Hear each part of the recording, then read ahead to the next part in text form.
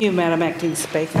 I rise today to talk to the members about the Tuggeranong Netball Association's recent TNA Turns Pink charity event that I attended, along with my colleagues Alistair Coe, Mark Parton, Elizabeth Lee, Elizabeth Kickett.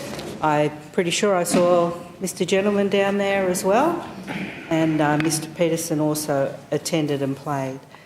I'd also like to thank other staff members from the Assembly, colleagues and some family members who helped to make up our team.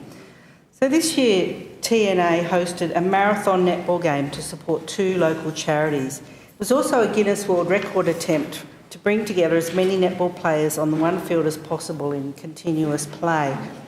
They did get about 1,000 players, just short of the Guinness World Record, but more importantly, the event raised just over $20,000 for these two local charities, which is Bosom Buddies, who support women affected by breast cancer, and Red Nose, which was previously known as SIDS and Kids, ACT, a charity helping find the cure for sudden infant death syndrome.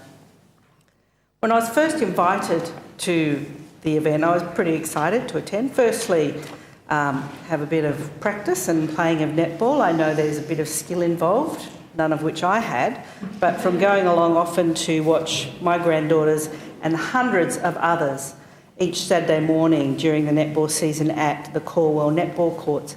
Secondly, the opportunity to play netball with family and friends and colleagues while also supporting two great causes was a good part of why I chose to play. And finally, it promised to be a very fun community event. So team members and I attended a few training sessions prior to the game, and when we were there we were met by David Sibley, one of the organisers of the event, and there were also a number of senior TNA netballers who took time out of their day to help us train. They dedicated their time to ensuring everything ran smoothly. They were passionate and dedicated to supporting the charities. On the day there was fantastic food and drink. There were raffles, there was a banner competition, there were photo booths, there was crazy hair, special outfits, lots of fun, and most importantly, the fundraising for those charities.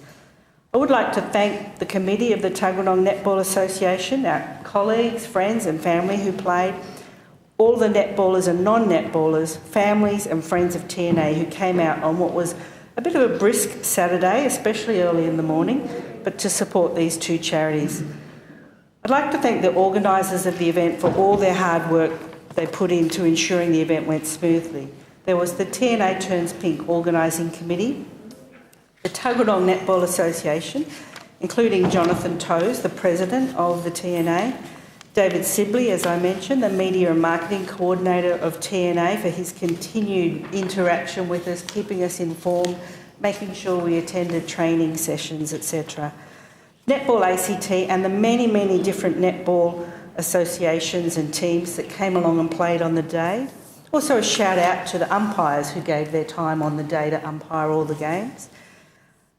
To Joe Pivac, to Canberra Giants member Georgia Clayton, the TNA Emeralds captain Brianna Toes, to Carly Simons and Emily Toes from the South Canberra Netball Association for taking the time out of their day to help us train, and to the Vikings group and Icon Water for sponsoring the event.